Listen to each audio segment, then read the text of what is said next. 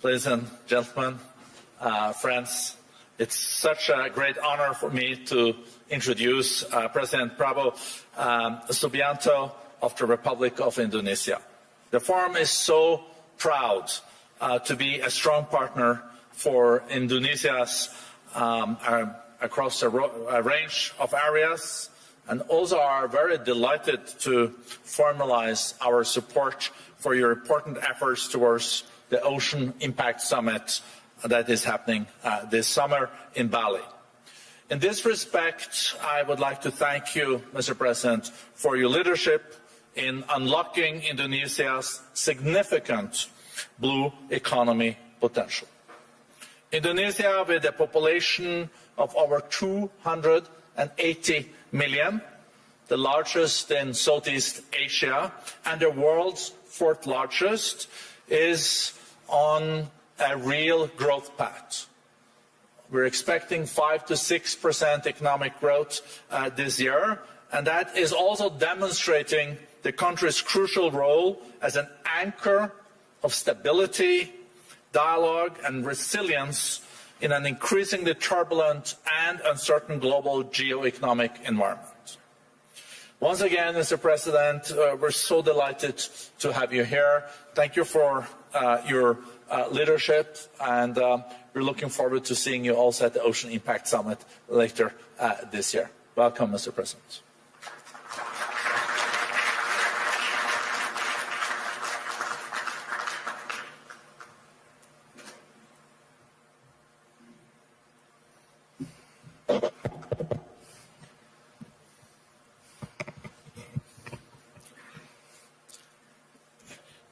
Distinguished President and CEO of the WEF, Mr. Borge Brande, ladies and gentlemen, Bismillahirrahmanirrahim. Assalamualaikum warahmatullahi wabarakatuh.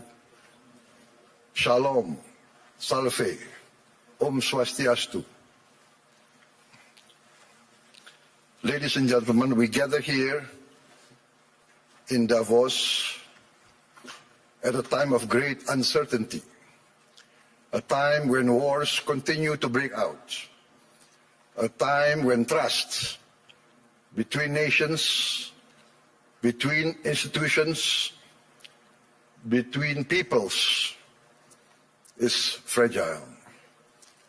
History teaches us peace and stability are our most valuable assets. Peace and stability are the ultimate prerequisites for growth and prosperity. There will be no prosperity without peace.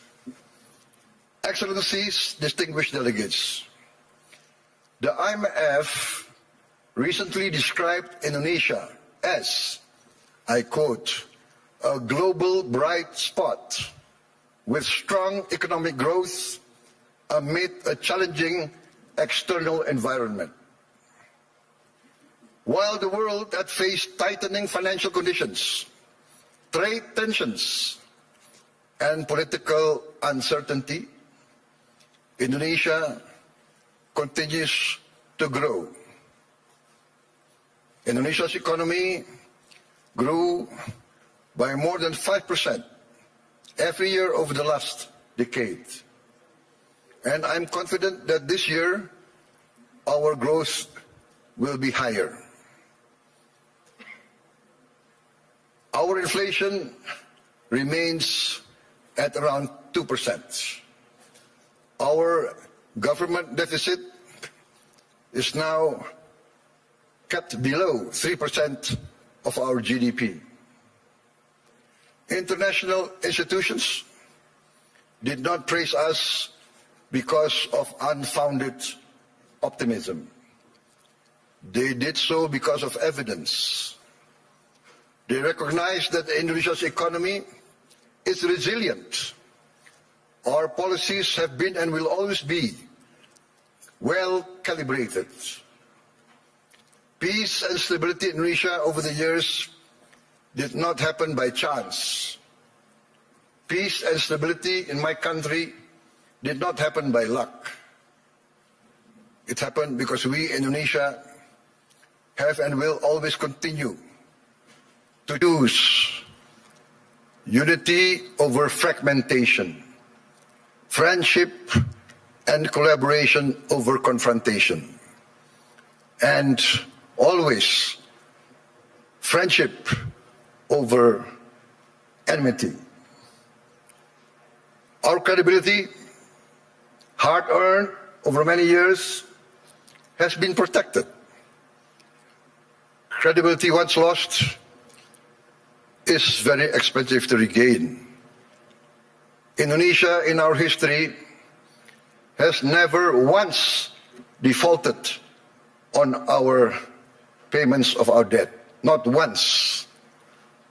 Succeeding regimes always pay the debts of the preceding regime.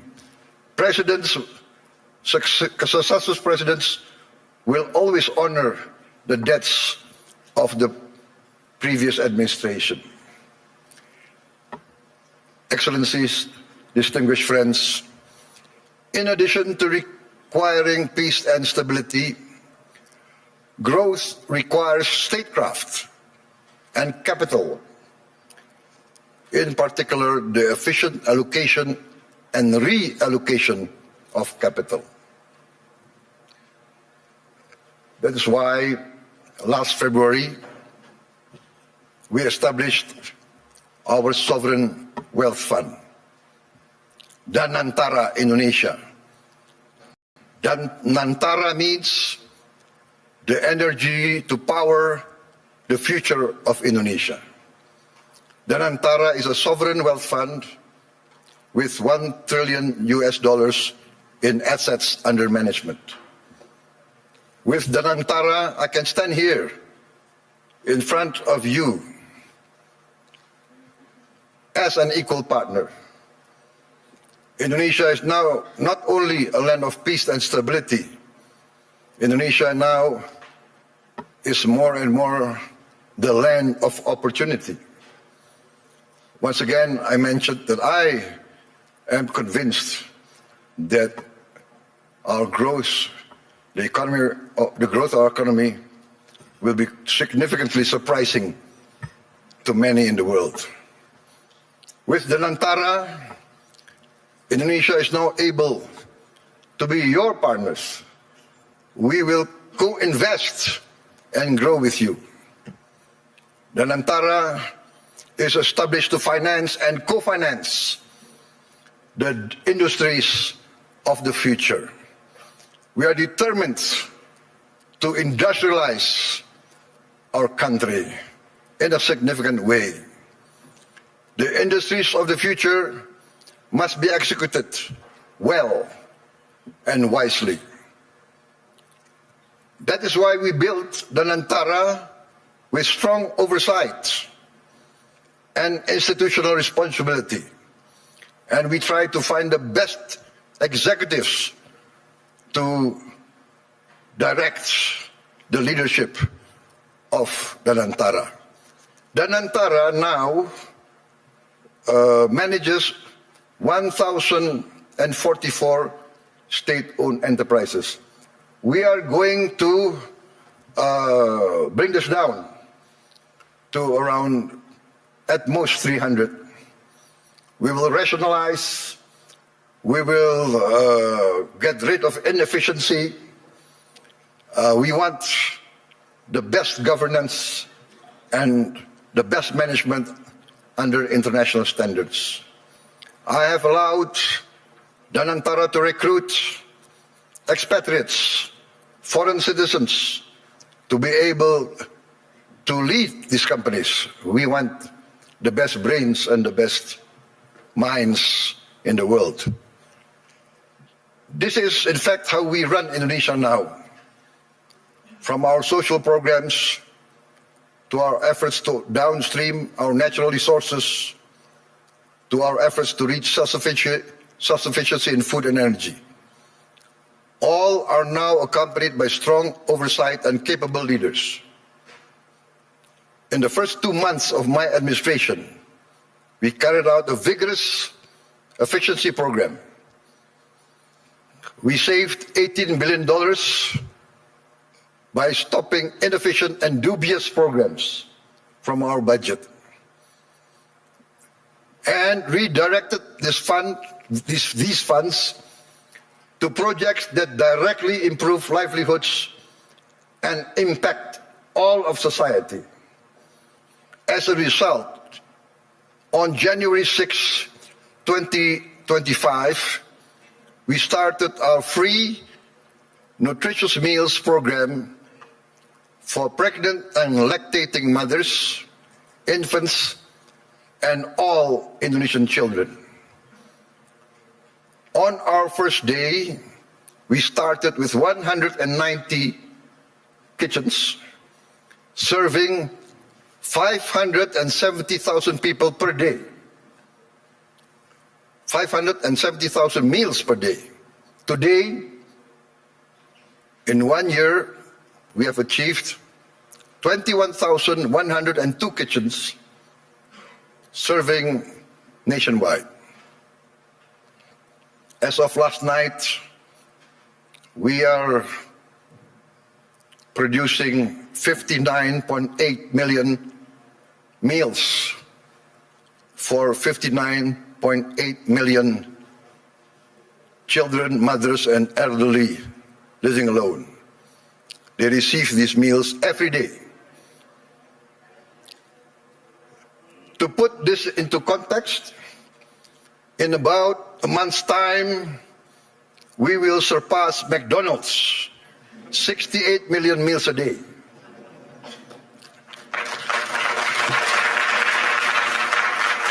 We started in January of last year. This year, we aim to serve 82.9 million meals a day.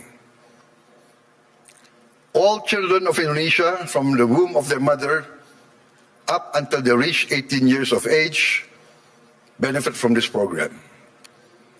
For pregnant and lactating mothers, we deliver the meal daily to their home.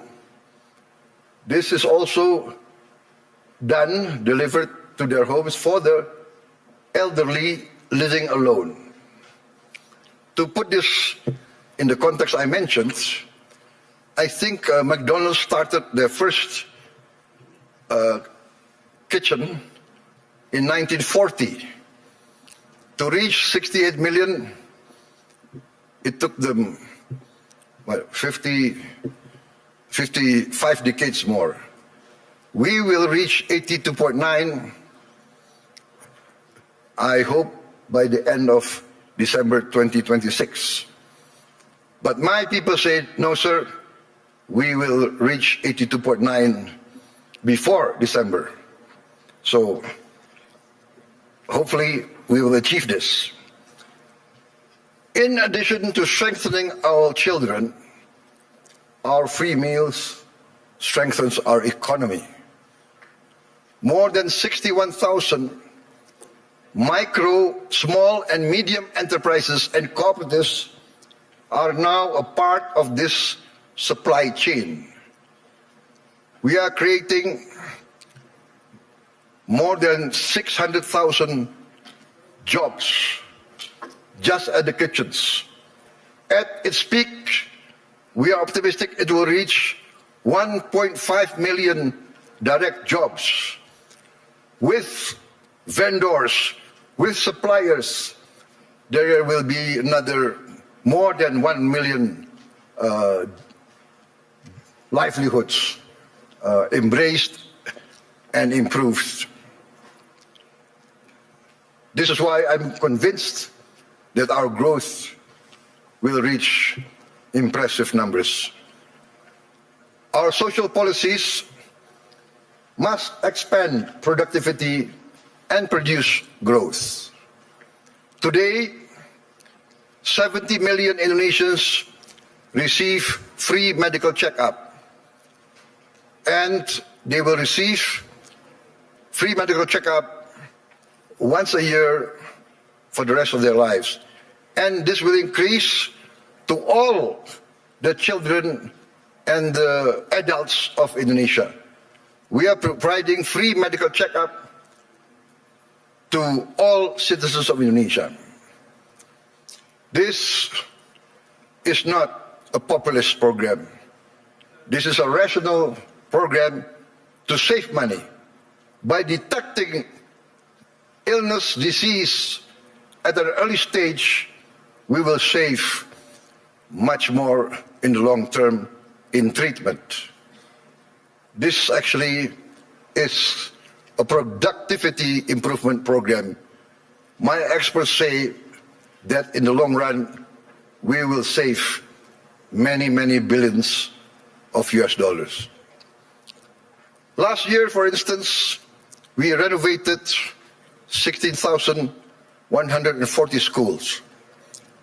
We equipped 288,000 schools, each with one 75-inch interactive flat panels as part of our digitalization of our education program. Next year, in this coming year, 2026, we will add another 1 million of these interactive smart panels so that every school will have at least 3 to 4 classrooms with these panels. And we hope within 3 years, all the schools of Indonesia will have at least 6 classrooms with digital interactive panels. That means that I, for instance, in Jakarta, I can drop in on any school of Indonesia and I can see the quality of teaching of the teachers. I can see the reaction of the children. And in the first weeks, we see the enthusiasm of the children, the enthusiasm of the teachers, of the villagers. Many of them cry when they see the panels coming in. We get messages, Mr. President, in the entire history of this village, we have never felt that the central government knows about us. This is the first time we feel that the central government cares about us and is now in our village, is now helping to teach our children. This is, for me, heartwarming, because what we are doing is we are empowering the future generation of Indonesians.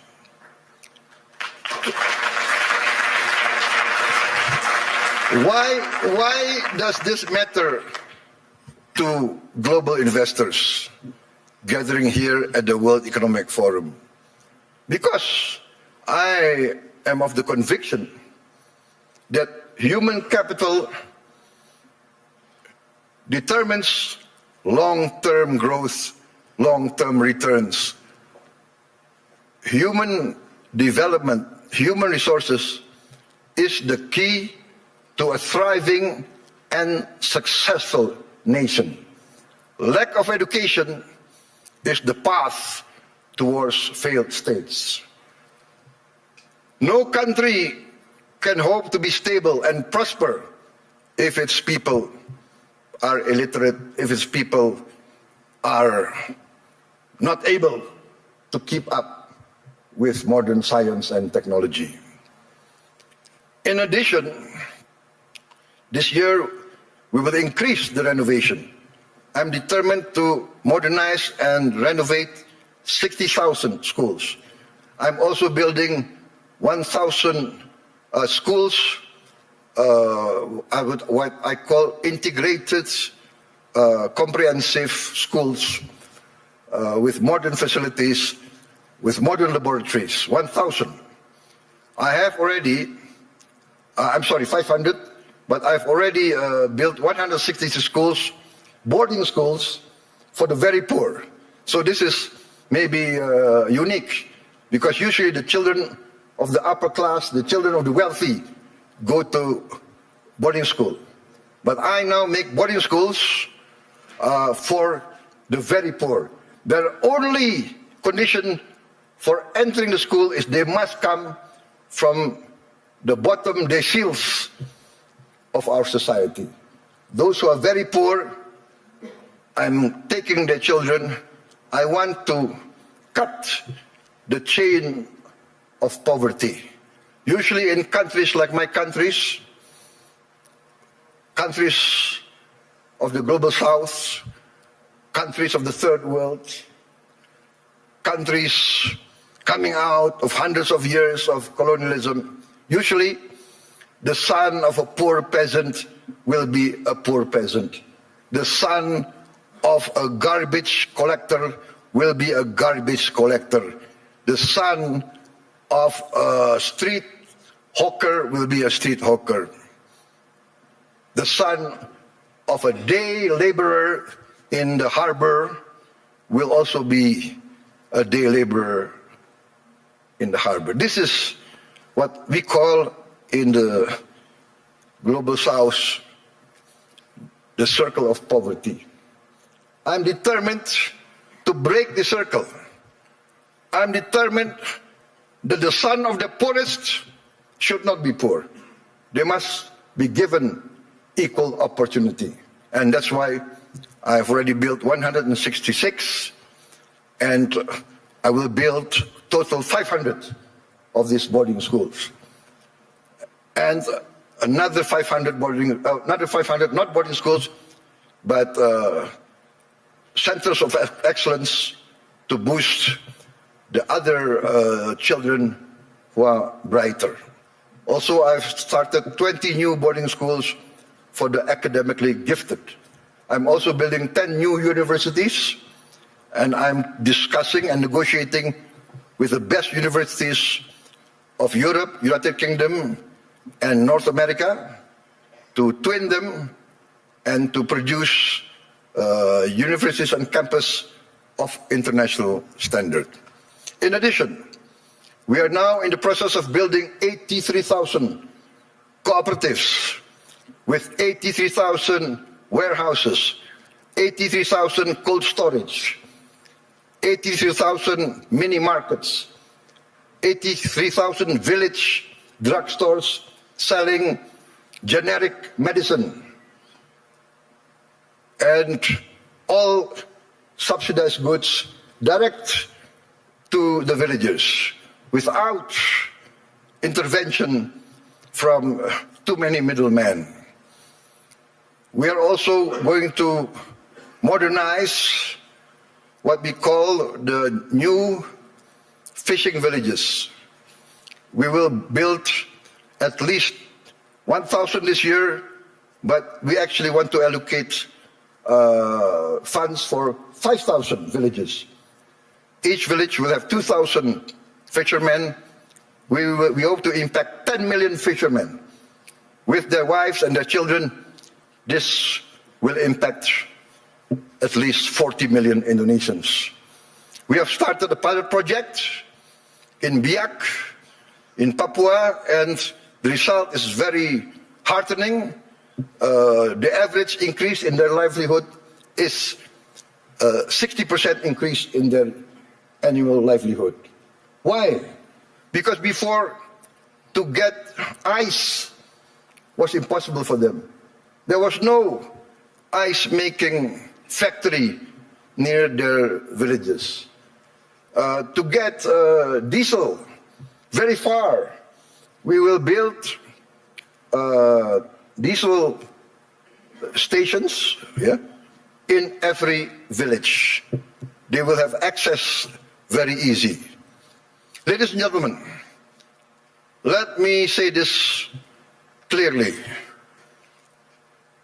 There is no investment climate without the certainty of equitable rule of law. Nobody will come in to invest in a country that is lawless or of dubious legal tradition. I am determined under my administration to ensure the rule of law. The rule of law must prevail over any vested interests. In 2025, Indonesia, as I promised, we will confront, and we have confronted corruption directly, firmly, and openly. As any person dealing with an illness, with a disease, we must have the courage to acknowledge the illness and disease that we suffer. We are determined directly to fight against this corruption. It's challenging. Not many people believe we can do it, but we have no choice. I have no choice. I have been inaugurated, I have been sworn in to uphold the Constitution and the rule of law. In my first weeks in government, we uncovered massive abuse in fuel and crude oil governance.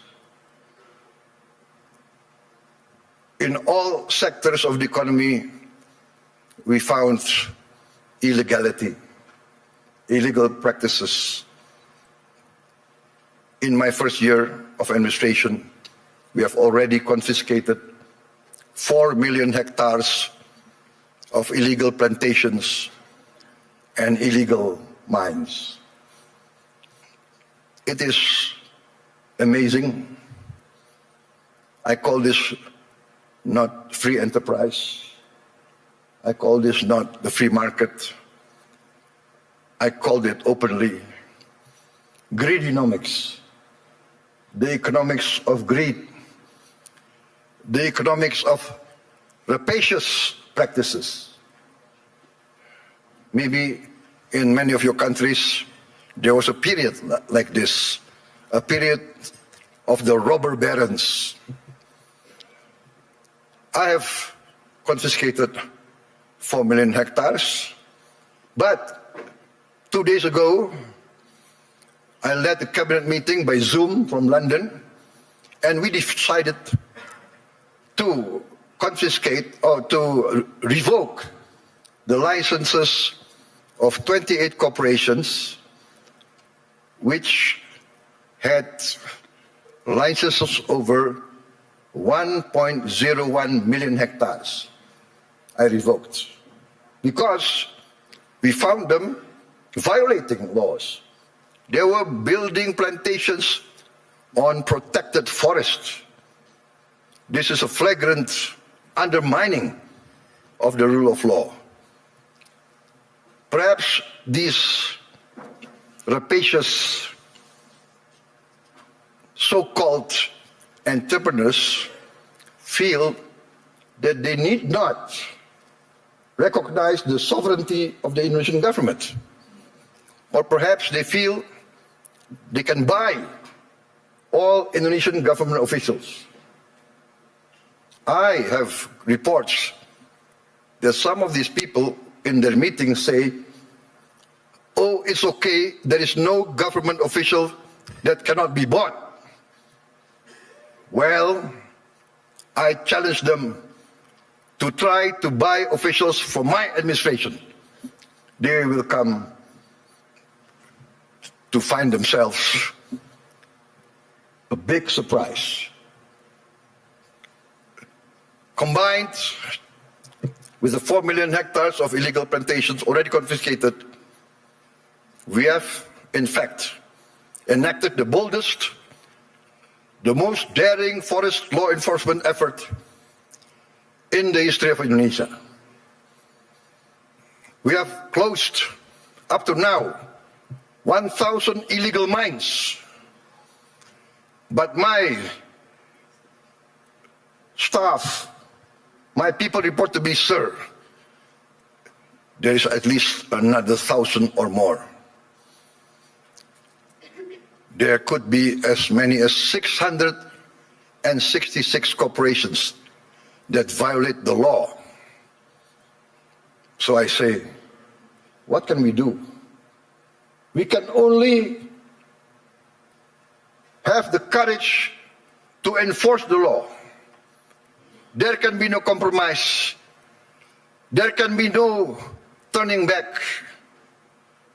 My people demand this, and we are determined to serve our people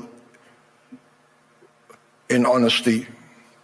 We are determined, I am determined to uphold my oath, defend the Constitution of my country, enforce the law of the land.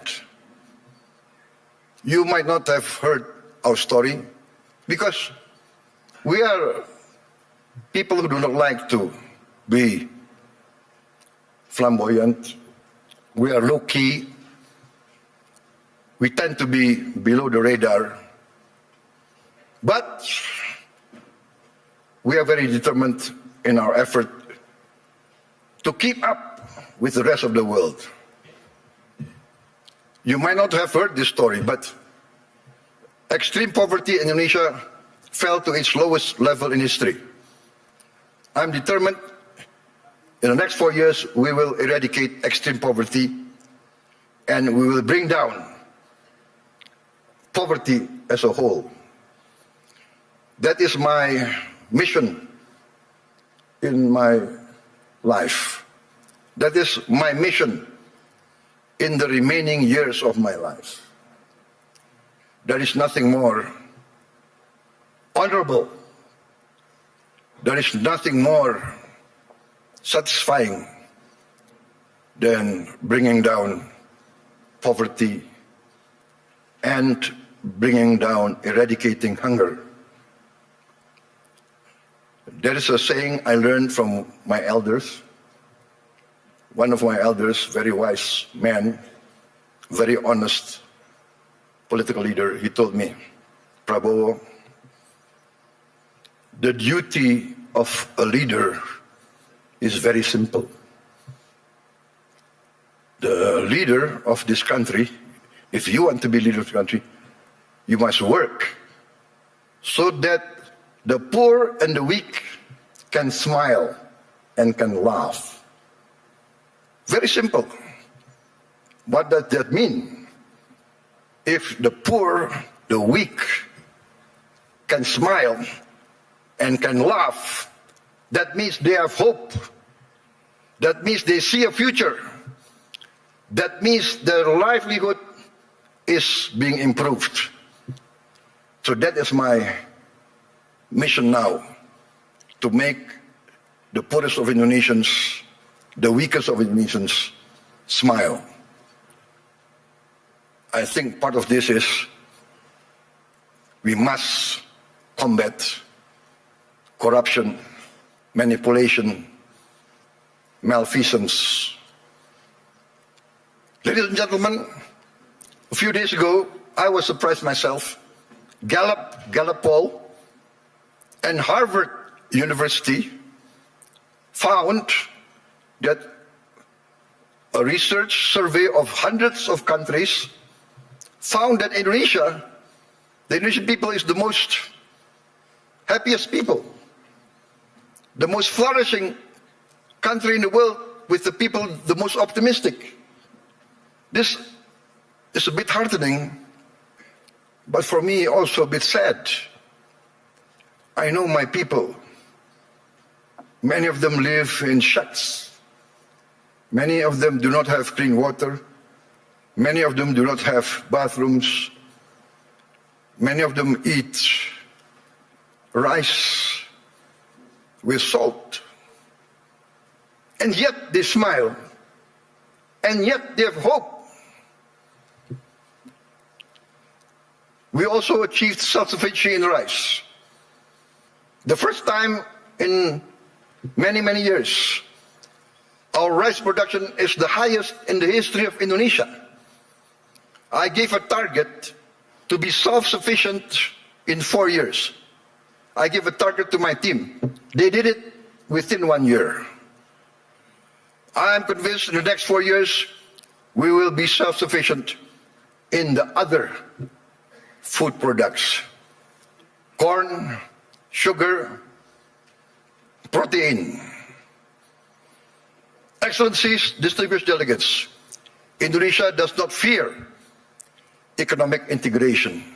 We are a trading nation for hundreds of years. We conclude now trade agreements not because it is fashionable, but we consider it necessary.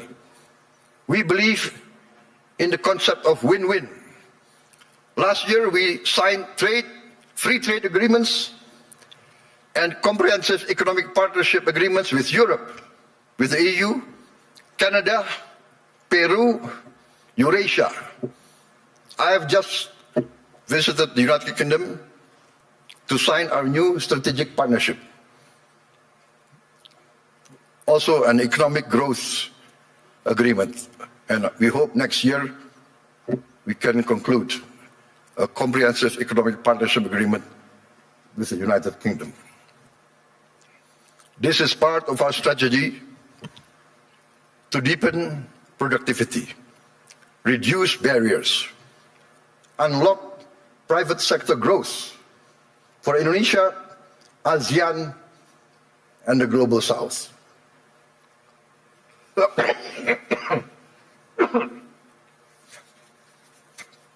Excuse me.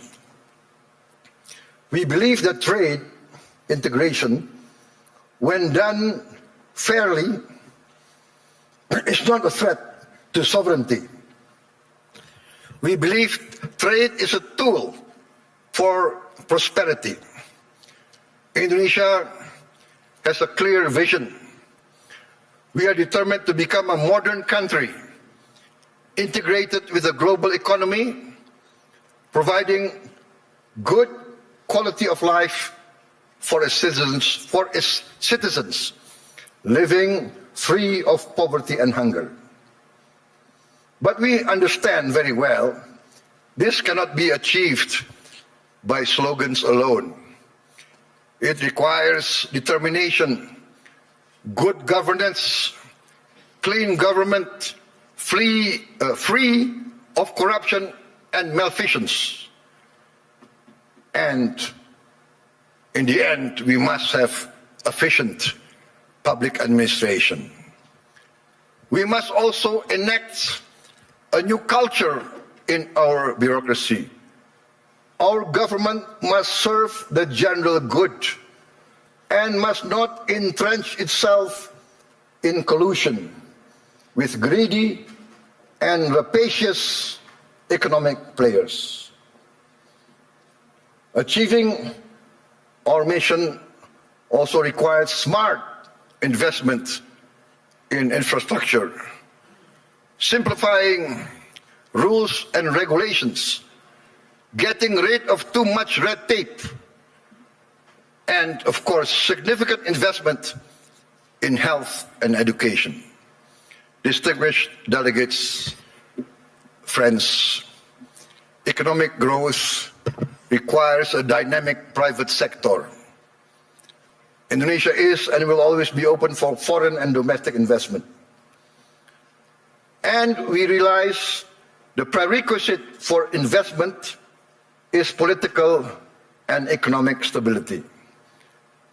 Also, the certainty of equitable rule of law, guaranteed by a strong, clean and democratic government. Indonesia today offers sustainable growth with stability.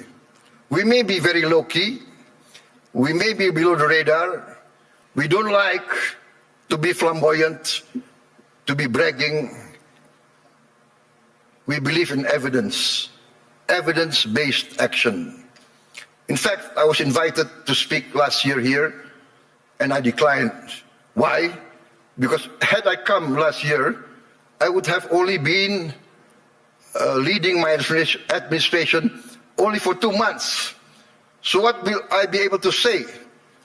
I will only be able to talk, to give platitudes. Today, I stand before you with confidence, with pride in our achievement. We have in 1 year achieved tremendous gains, tremendous reforms. We have wiped away hundreds and hundreds of regulations that do not make sense, regulations that hinder fairness, that create the culture of corruption. Hundreds of regulations we have wiped out in 1 year. Ladies and gentlemen, peace and stability is a long and arduous program. But if you want to take something from my talk today, maybe it should be this. Indonesia chooses peace over chaos. We want to be a friend to all, an enemy to none. 1,000 friends too few for us, one enemy too many. We want to be a good neighbor, a good, responsible citizen of the world, protecting the environment, protecting nature. We must not destroy nature. We must live with nature. We must maintain and be a part of a future full of hope. Hope grounded in credibility, execution of sound public policy, and continuous record of growth with equity. Let us build the world we want to live in together. Let us continue the journey to improve the quality of life for all, to live in peace, freedom, friendship, tolerance, coexistence, and cooperation for all races, all ethnicity, all religions. Let us continue our pursuit of justice for all, security and freedom for all. I look forward to seeing many of you here in this room, in Indonesia, because in Bali this June, we will host the first Ocean Impact Summit, together with the World Economic Forum, which Indonesia is sponsoring, together with the important participation of Mr. Ray Dalio and his research vessel, Ocean X. There is a SpaceX, I think, from Mr. Elon Musk, but I think Mr. Ray Dalio is one of the pioneers in ocean research. And Indonesia, being 3/4 sea, we are very concerned about the future of our ocean. Ladies and gentlemen, thank you very much for your attention. May you go in peace with the blessing of the Almighty God. Wassalamualaikum warahmatullahi wabarakatuh. Shalom, salve, Om Shanti, Shanti Om. May peace be upon us all. Thank you.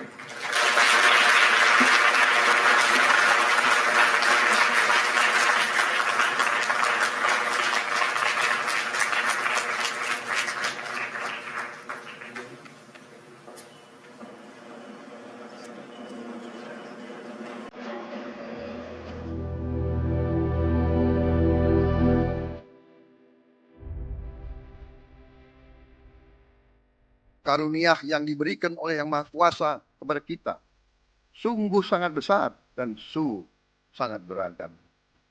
Namun, pernah segala karunia tersebut, kita pun harus berani untuk menjadi bangsa yang berani